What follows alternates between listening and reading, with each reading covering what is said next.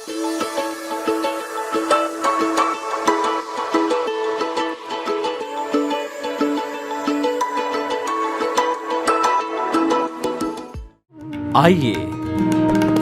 सुनिए, देखिए, समझिए सनातन सत्य।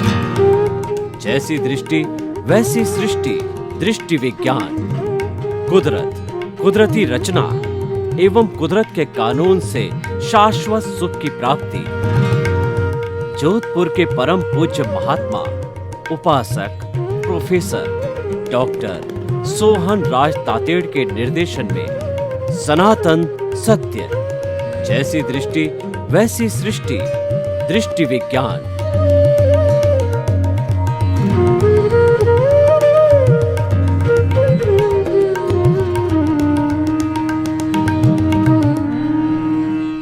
भाई और बहनों, मातृशक्ति को नमन।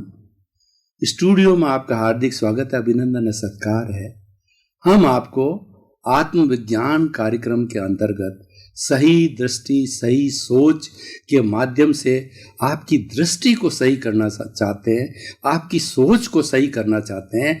आपकी जो रॉन्ग बिलीफ है उसको समाप्त करके हम राइट बिलीफ आपको देना चाहते हैं, ताकि कि आप एक अच्छे इंसान बनो और आप अपने जीवन का कल्याण करो। इसीलिए हमारा ये आत्मविज्ञान कार्यक्रम रखा गया है।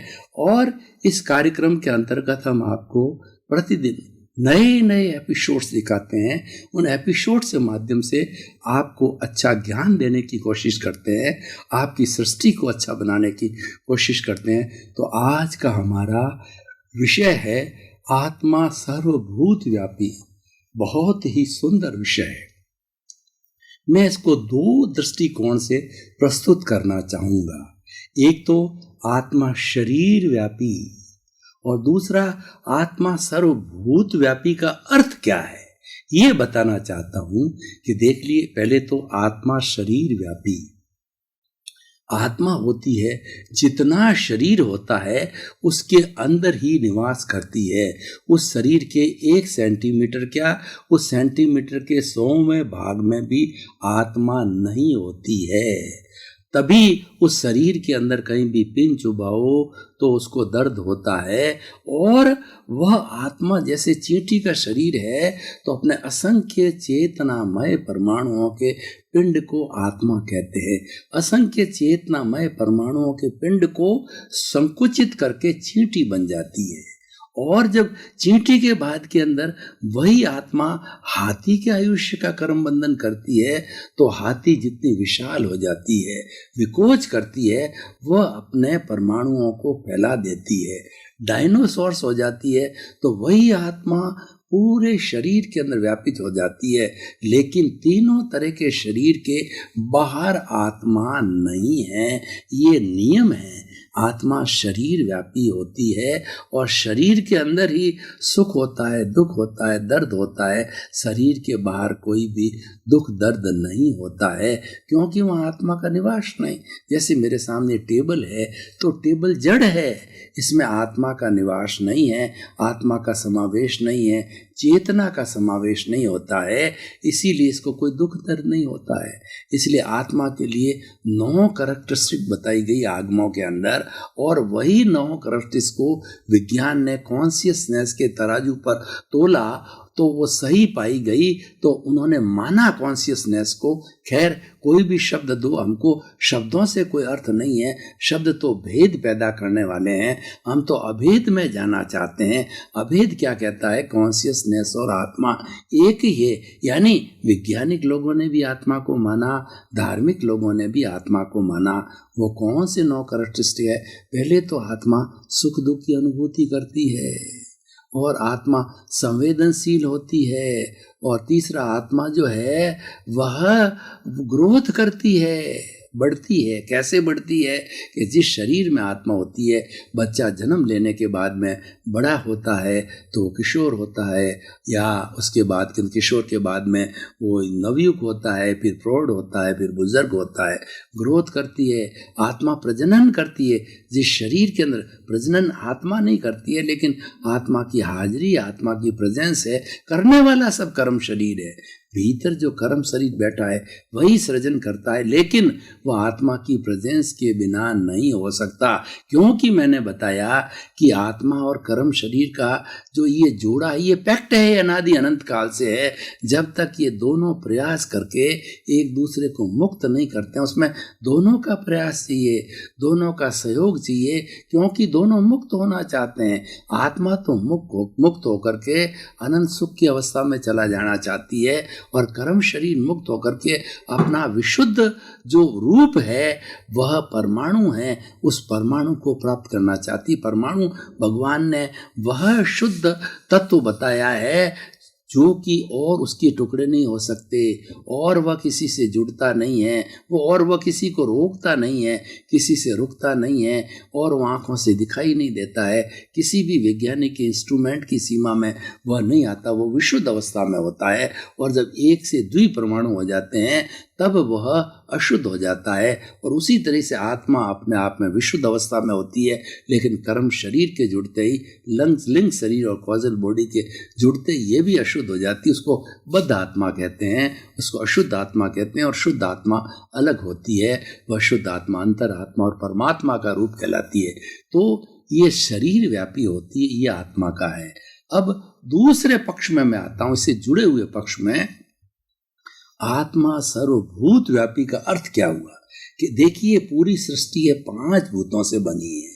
सृष्टि पंचभूतात्मक है, पृथ्वी, जल, अग्नि, वायु और आकाश। इन 5 भूतों से ही 84 लाख जीवा योनि के प्राणियों को कर्मों का भुगतान करने के लिए शरीर मिला है, चाहे पेड़ हो, पौधा हो, गाय हो, भैंस हो, बैल हो, पशु हो, पक्षी हो, वाइल्ड एनिमल हो, मनुष्य हो, नारकी हो, देवता हो, और 4 गति 84 लाख जीवा योनि के प्राणियों को कर्मों के भुगतान के लिए अपने अपने जैसे कर्म होते हैं उसके अनुरूप शरीर मिलता है, और वो शरीर के द्वारा कर्मों का भुगतान करते हैं। तो ये सारी सृष्टि है। अब देखिए कि आत्मा सर्वभूत व्यापी का अर्थ क्या है मेरे इस दृष्टिकोण से, कि 84 लाख जीवा योनि के अंदर जो उत्पत्ति स्थान है, इन्फिनिटी, असंख्य आत्माएं निवास करती है, वह सब एक समान है। उन सबको एक समान समझो। एक समान का अर्थ क्या, उसके जो शुद्ध आत्मा के गुण हैं वो सब के बराबर है। चाहे चींटी हो, चाहे गाय हो, चाहे भैंस हो, चाहे राम हो, चाहे कृष्ण हो, चाहे महावीर हो, चाहे मैं हूँ या सब आप हो, उसके शुद्ध आत्मा के गुण सबके एक से है। और ये जो बद्ध हुई है वो कर्मों के कारण बद्ध हुई है, वह चीज़ अलग है। तो कहने का अर्थ ये है कि 84 लाख जीवा योनि जो सर्वभूत है, 5 भूत है, 5 भूतों में निवास करने वाली, कर्मों को भोगने वाली सबकी आत्मा, सब में आत्मा सर्वव्यापी है, सब में एक सी आत्मा है। और वह सब में जो है वो आदमी जीवित प्राणियों में, वो लिविंग बीइंग्स के अंदर, वो एनिमेट्स के अंदर, प्राणियों के अंदर सब में समान रूप से विराजित है, और वो अपने कर्मों का भुगतान करती है। इसका मतलब क्या है कि 84 लाख जीवा योनि में चेतन पदार्थों के अंदर आत्मा का निवास होता है, ये अर्थ है। वो अलग अलग अपनी आत्मा है। तो लेकिन कई बार क्या होता है कि कुछ दर्शन जो है अपनी अपनी परिभाषा भी देते हैं। वो जैसे मैं वेदांत को या कोट कर, मैंने मेरा निजी ज्ञान है वो आपके सामने प्रस्तुत किया, क्योंकि हम तो अनेकांतवादी है। आत्मविज्ञान यानी अनेकांतवाद हमारी भी थ्योरी है। हम ये नहीं कहते हैं कि एक ही ये थ्योरी है पूरी दुनिया में और सब पे लागू होती है, ऐसा नहीं है। हमारी भी थ्योरी है। आपको अच्छी लगे तो आप उसको अडॉप्ट करो, ना अच्छी लगे तो कोई फोर्स नहीं है, कोई बाध्यता नहीं है। हम दूसरे के मतों को, दूसरों के मान्यताओं को भी स्वीकार करते हैं। हम ही में विश्वास नहीं करते हैं, ही हमारे आत्मविज्ञान के अंदर डिलीट कर दिया गया है। तो इसीलिए हमारी भी ये जो है वो एक आइडियोलॉजी है।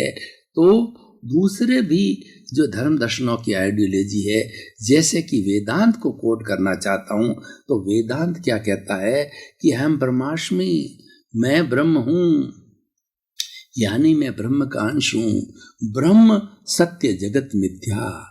ये जो सारा जगत है जो दिखाई दे रहा मिथ्या है, लेकिन इसमें जो ब्रह्म विराजमान है वही सत्य है।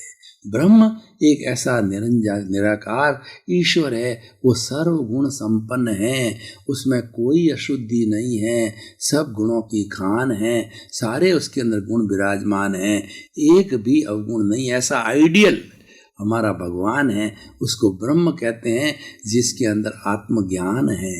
और दूसरा ये 84 लाख जीवा योनि जो मैंने अलग अलग बताई, जो उत्पत्ति स्थान, वो सब जीव कहलाते हैं वेदांत की भाषा के अंदर। तो वेदांत क्या कहता है कि जब इन जीवों को कोई माध्यम से, प्रवचन के माध्यम से या उसके पुण्योदय के माध्यम से या ज्ञानियों के संपर्क से या आगमों के पढ़ने से, धार्मिक ग्रंथों के पढ़ने से जब उस जीव को ब्रह्म का ज्ञान होता है, जिसको ब्रह्म ज्ञान कहा जाता है, जिसको आत्मज्ञान, जो हमारा आत्मज्ञान और ब्रह्म ज्ञान यही है, जब वो ब्रह्म ज्ञान होता है तो वह जीव जो है ब्रह्म में विलीन हो जाता है, यानी ब्रह्ममय हो जाता है। ब्रह्ममय होते ही जो है वह अपना सारा स्वरूप को ब्रह्म में डाल करके और उसके साथ साथ के अंदर वह मुक्त हो जाता है। और राजा जनक का उदाहरण आता है कि राजा जनक विदेह थे, उनको सम्यक दर्शन था कि वो इतने बड़े मिथिला के राजा होते भी उनकी सीता जैसी महान पुत्रियां थी, और वो इतना सारा राजकाज चलाने के बाद भी उनमें अकर्ता भाव था। वो निष्काम कर्म करते थे कि ये मेरा दायित्व है, ये तो शरीर कर रहा है, मैं अलग हूँ, शरीर अलग है, मैं तो अकर्ता हूँ, मैं तो भेद विज्ञानी हूँ। और ये सारा काम, जैसा कि भगवान श्री कृष्ण ने अर्जुन को बताया कि युद्ध तेरे को तूने इनवाइट नहीं किया है, तुमने युद्ध तुम्हारे पर थोपा गया, खूब प्रयास किए गए, मैं शांति दूत बन के गया, विश्वमित्र पितामह ने प्रयास किया, द्रोणाचार्य ने प्रवाह किया, मैंने भी जो है वो दूत के रूप में प्रवाह किया कि भाई तुम 5 पांडव है, 5 पांडवों को ही दुर्योधन एक एक गांव दे दो, वो संतुष्ट हो जाएंगे, तुम्हारे पास में विशाल अयोध्या का राज्य है। नहीं माना, नियति थी, इसीलिए महाभारत हुआ। कोई उस महाभारत को कोई रोक नहीं पाया। तो तुम तो क्षत्रिय हो, तुम जो है इसके अंदर पांडवों की तरफ से खड़े हो गए हो, मैं तुम्हारा सारथी हूँ, तो तुम तो निष्काम कर्म करो। ये युद्ध जो है अर्जुन नहीं कर रहा है, तुम तो आत्मज्ञान को प्राप्त करो। तो अपने ड्यूटी कर रहे हो, सामने चाहे तुम्हारे कितने भी बड़े रिलेटिव हो, तो वो तुम उसको नहीं मार रहे हो, ये तो उसको नियति मार रही है, ये तो महाभारत का युद्ध उसको मार रहा है, तेरे कर्मों का बंधन नहीं होगा। और वो मुक्ति गया। उसी तरह से राधा विदेह भी जो है सब कुछ करते अपने को अलग मानते थे। जग माही ऐसो रहो अंबुज सरमाई, रहे नीर के आसरे पर जल छुअत नाई। जो विवेकानंद जी ने कहा कि दुनिया में ऐसे जियो जैसे कि एक कमल का फूल होता है, वह जीता है। कमल समझता है कि मैं तो मड से, जो कीचड़ से डंठल होते हुए भी मैं तो इससे दूर हूँ, और कीचड़ समझता है उसका डंठल मेरे साथ है, तो कमल मेरे साथ ही है। आप संसार के सारे व्यवहार निभाओ, और आपको निभाने पड़ेंगे, क्योंकि आप पीछे से लेके आए हो। व्यवहार शुद्धि बिना निश्चय शुद्धि नहीं है, इन सब का भुगतान करना ही पड़ेगा आपको। अच्छा बुरा तिरस्कार और जो सम्मान सब कुछ सहन करने ही पड़ेंगे। जिंदगी भर जो फिल्म लेकर के आए हो, लेकिन उसमें अलग अलग रहो। मैं अलग, शरीर अलग, मैं तो ज्ञाता हूँ, मैं दृष्टा हूँ, ये करने वाला, ये देखने वाला है। तो ये अलगपन है, ये जुदापन की जागृति है, ये आपको आगे बढ़ाई। तो मैं क्या कहना चाह रहा था कि आत्मा जो है संपूर्ण भूतों में निवास करती है, इसीलिए आत्मा सर्वभूत व्यापी, मानी इसके अंदर जीवित जितने भी जीवित प्राणी हैं उसमें आत्मा का निवास करता है। हर एक अपने अपने अलग अलग कर्मों का भुगतान करने के लिए अलग अलग शरीर धारण करता है। तो भाई और बहनों, जैसे कि हमारा आत्मविज्ञान कार्यक्रम की परंपरा है कि हम हर एपिसोड को कसौटी पर कसते हैं। जब हम सोनार के पास में सोना लेके जाते हैं और उसका अशुद्धि निकलवाते हैं कि ये कितने कैरेट का है, 24 का है, 20 का है, 16 का है, 12 का है, तो वो क्या करता है, कसौटी पर कस करके ये बताता है कि ये इतने कैरेट का है। उसी तरीके से हमारा एपिसोड को है वो रिलीवेंस की कसौटी पर कसते हैं कि इसकी सोशल यूटिलिटी कितनी है, इसकी वर्तमान में प्रासंगिकता क्या है, what is the relevance of the episode, ये व्यक्ति को क्या देगा, ये समाज को क्या देगा, समाज में और व्यक्ति में क्या बदलाव लाएगा, कैसे इंसान बनेगा। तो इन सभी बातों का मैं आपको प्रति उत्तर देना चाहता हूं कि अगर कोई भी व्यक्ति इस कॉन्सेप्ट को समझता है कि आत्मा शरीर व्यापी है और ये कर्मों के भुगतान के लिए शरीर मिला है, शरीर में रहते हुए भी ये शरीर एक पड़ोसी है, तो इस शरीर के अंदर दो साथ रहते हैं, आत्मा अलग रहती है, शरीर अलग रहता है। आत्मा के जो उसकी भाव सत्ता है वो प्रज्ञा है, उसका संभाव है, वो संवर है, वो 5 आज्ञा है, ये जो है वो आत्मसत्ता है और ये उसको अप्लाई करेगा तो हमारा जो भुगतान उसको करना ही है, तो वह क्या है, बहुत सुंदर तरीके से होगा, नए कर्मों का बंधन यानी ज्ञान हाजिर रहेगा।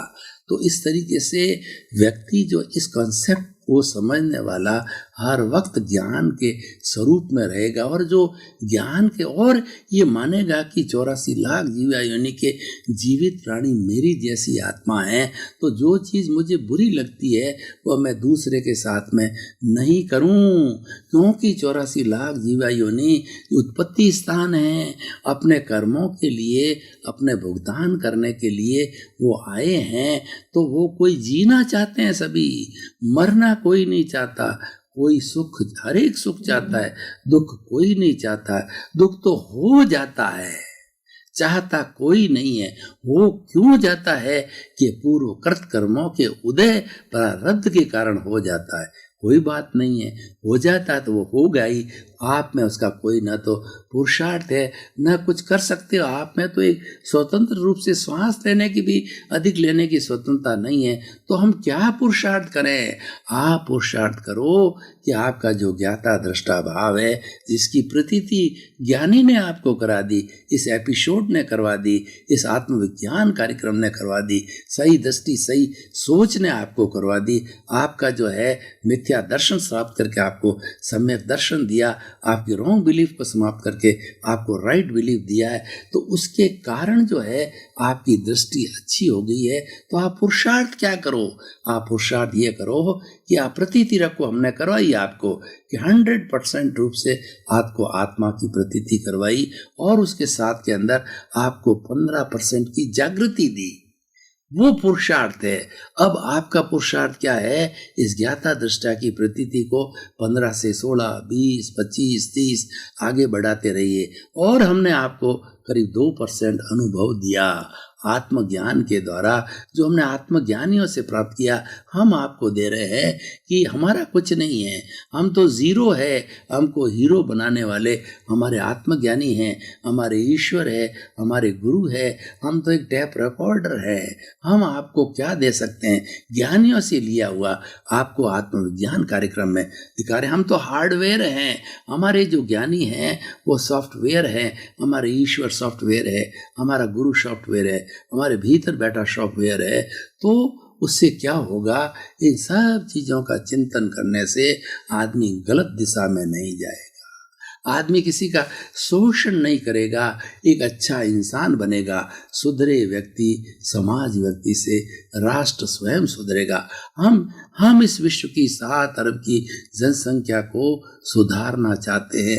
एक एक व्यक्ति को सुधारेंगे, एक से मल्टीप्लाई होते होते 7 अरब के लोग सुधरेंगे, क्योंकि मनुष्य के अतिरिक्त तो पेड़ पौधे पशु पक्षी सब सुधरे हुए हैं।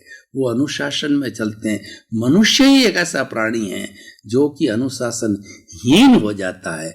इसीलिए उसको सुधारने के लिए आत्मविज्ञान, सही दृष्टि, सही सोच, साइंस ऑफ द सोल हमने चालू किया है आपकी दृष्टि को बदलने के लिए, आपको अच्छा करने के लिए। तो जब आप इस सारे चिंतन को, इस कॉन्सेप्ट को समझेंगे कि ये भी आत्मा है और सारा जीवित प्राणियों में वही आत्मा है, इसकी प्रतिध्वनि है, एक जैसे है और ये अनंत है, इन्फिनिटी है। जब ये सारे कर्मों का क्षय कर देंगे तो, और कर्म शरीर को विलग कर देंगे, तो ऐसा वो पुरुषार्थ है। कर्म शरीर को विलग करना वह पुरुषार्थ है, और आत्मा का ज्ञान रखना वो जागृति है। ये कैसे होगा? हमने आपको टूल्स दिए हैं। एक तो 5 आज्ञाएं दी है, एक आपको संभाव बताया, एक संवर की स्थिति बताई है, और सब कब होगा? प्रज्ञा को जागृत करना पड़ेगा। आपकी प्रज्ञा आत्मज्ञान प्राप्त करने के बाद हर वक्त जागृत, जो प्रतीति है वही प्रज्ञा है, वो जागृत रहेगी और वह कहेगी कि तेरा जो है ये 100% प्रतीति के बाद में जागृति को धीरे धीरे बढ़ा। हे पुतले, ये सोहन राज रूपी पुतले, इसकी ये बुद्धि, इसकी इंद्रियां, इसके मन, इस जो है तुम जो है अपनी जागृति को बढ़ाओ, ताकि तुम्हें जो 2% अनुभव दिया है वो बढ़ते बढ़ते बढ़ते बढ़ते जागृति के सारे अनुभव बढ़ा, और ये 100% जब अनुभव हो गया तो तुम्हें एक अलौकिक सूर्य का प्रकाश मिलेगा, एक ज्ञान रूपी सूर्य का उदय होगा, केवल ज्ञान होगा और तुम स्वयं ईश्वर बन जाओगे, स्वयं परमात्मा बन जाओगे। तो देखिए कितना बड़ा विशाल दृष्टिकोण है कि स्वयं में आत्मा का निवास, सभी जीवित प्राणियों में, ब्रह्मांड के जीवित प्राणियों के अंदर आत्मा का निवास, इस कॉन्सेप्ट के द्वारा और धीरे धीरे इन सब चीज़ों के माध्यम से आप आत्मज्ञानी बन करके और आप केवल ज्ञान को प्राप्त कर सकते हो, और आप स्वयं जो है ईश्वर बन सकते हो, आप स्वयं परमात्मा बन सकते हो। तो इस एपिसोड की कितनी बड़ी रिलीवेंस है, कितना बड़ा ज्ञान देने वाला है। तो ऐसा ज्ञान हमें जो ईश्वर से, आत्मज्ञानियों से मिला है, वो ज्ञान हम आपको परोस रहे हैं।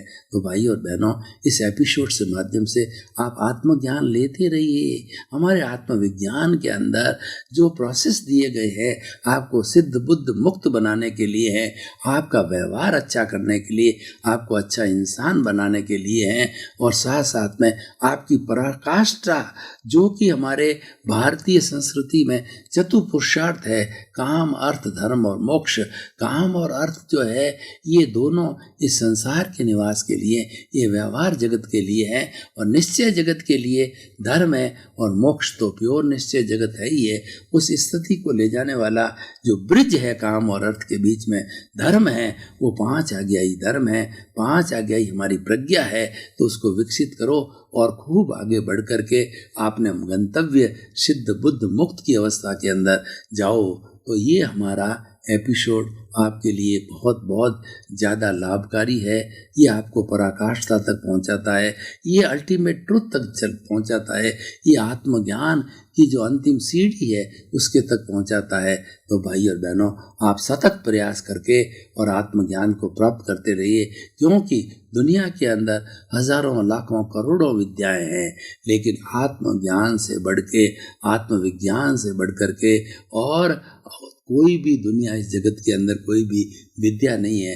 तो आप सर्वोत्कृष्ट विद्या को प्राप्त करिए, वो आपको आगे बढ़ाएगी, आपको सिद्ध बुद्ध मुक्त बनाएगी और आपके जीवन के अंदर प्लेजर से भर देगी। वर्तमान का जो आपका जीवन है, जो फैमिली का जीवन है, जो इस व्यवहार जगत का जीवन है, उसको भी सुंदर बनाएगी, और निश्चय जो है उस जगत को भी सुंदर बना करके सिद्ध बुद्ध और मुक्त बनाएगी। तो इस तरीके से आप जो है वो सारा करते रहिए, क्योंकि करे बिना कुछ नहीं होगा। कहा जाता है कि मरे बिना स्वर्ग नहीं है। अगर मैं स्वर्ग में जाना चाहता हूँ तो मुझे मरना पड़ेगा, आपको पुरुषार्थ करना पड़ेगा। जागृति ही पुरुषार्थ है और उसका फलित होगा वो आपका जो है वो अनुभव है। तो हमारा जो जो पुरुषार्थ है वो जागृति है, और उसका फलित है वो अनुभव है। इन तीनों को जोड़ के करिए आप, तीनों को, हमारी प्रीति और दूसरी जागृति और तीनों को दूसरा अनुभव, तीनों को जोड़ के करिए। प्रतीति हमने आपको करवाई, आत्मज्ञान दिया, अब आप करिए। हमने हमारा काम कर दिया, आपको ज्ञान दे करके प्रतीति करा दी कि आप तो ज्ञाता हो, आप तो दृष्टा हो, आप तो चेतन हो, आप तो शुद्ध आत्मा हो, और ये जड़ है जो कि चेतनवत हो गया है, क्योंकि इसके भीतर प्रभु विराजमान है। उस प्रभु ने एक एक कोशिका को एनर्जी दे दी तो ये चेतनवत हो गया। लेकिन मूल में ये जड़ है, तो इस जड़ को, ये जड़ कहाँ से बना? ये जड़ बना है कार्बन शरीर के माध्यम से। तो उस कार्बन शरीर के माध्यम से जो है उस जड़ को भी हमें अलग करना है, उस कार्बन शरीर को अलग करना है। ये सब कुछ ध्यान में रखना है, और ये ध्यान में रख करके आप आगे बढ़ते रहिए और इस आत्मविज्ञान कार्यक्रम को बराबर देखते रहिए। यही हमारा उद्देश्य है कि आपका जीवन सफल बने, आप सुखी बनो, आपका परिवार सुखी बने, और आपके अंदर ज्ञान की जो है प्राप्ति होती रहे, ज्ञान आगे बढ़ता रहे। तो भाई और बहनों, हम आपको इस एपिसोड के माध्यम से निष्कर्ष की भाषा में ये बताना चाहते हैं कि आज जो जितना हमारा ये जितना कॉस्मॉस नेगेटिव बना है, आज ब्रह्मांड सब नेगेटिव बना है, इसका कारण ये है कि व्यक्ति की नेगेटिव सोच है।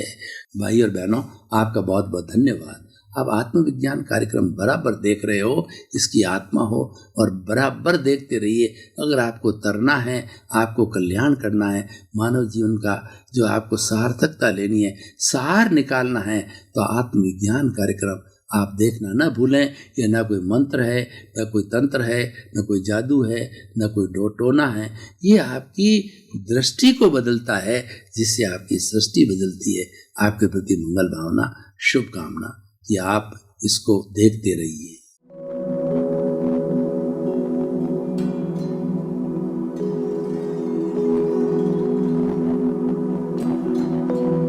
एक ऐसा अंतर्राष्ट्रीय ख्याति प्राप्त मानव जो गुरु प्रेरणा से पिछले 20 वर्षों से वानप्रस्थ जीवन जीते हुए 24 घंटे मानवता की सेवा में संलग्न है। एक ऐसा मानव जो अभी राष्ट्रीय, अंतर्राष्ट्रीय टीवी चैनलों पर 7,500 एपिसोड के माध्यम से सनातन सत्य, आत्मविज्ञान एवं पुनरुत्थान, व्यवहार एवं निश्चय जगत के जीवनोपयोगी विषयों पर हृदय स्पर्शी प्रवचन कर चुका है। उस मानव का नाम है महात्मा उपासक प्रोफेसर डॉक्टर सोहन राज तातेड़। प्रोफेसर तातेड़ द्वारा योग, दर्शन, शिक्षा विषयों पर रचित पीएचडी स्तर के 250 शोध ग्रंथ भारत के 100 प्रतिष्ठित विश्वविद्यालयों में शोधार्थी पढ़ रहे हैं, तथा वे सभी शोध ग्रंथ वहां की सेंट्रल लाइब्रेरियों में उपलब्ध हैं। महात्मा सोहन राज ने अभी तक हजारों स्कूलों, कॉलेजों, विश्वविद्यालयों एवं संस्थाओं में सेमिनार, वर्कशॉप, कैंप लगाकर लाखों विद्यार्थियों को योग, दर्शन, शिक्षा का प्रशिक्षण देकर उन्हें सुसंस्कारित किया। डॉक्टर तातेड़ ने भारतीय संस्कृति उत्थान के 4000 से अधिक समसामयिक विषयों पर आर्टिकल लिखकर ऑनलाइन जर्नल, पत्रिकाओं, वेबसाइट्स पर प्रकाशित किया, जिसका उपयोग लाखों पाठक कर रहे हैं। उपासक तातेड़ के 5000 से अधिक आज का सुविचार, आज का शुभ संदेश, आज का मंगल भावना योग आदि चिंतन websites, Twitter, blogger, Facebook, YouTube माध्यमों से लाखों लोग अपना जीवन निर्माण कर रहे हैं। मानवता के मसीहा ऐसे महामानव महात्मा सोहन राज तातेड़ के प्रोफाइल को अभी तक विश्व के 20 लाख दर्शक यूट्यूब पर, 12 लाख गूगल पर एवं लाखों दर्शक फेसबुक, ब्लॉगर, ट्विटर और इंस्टाग्राम पर देख चुके हैं।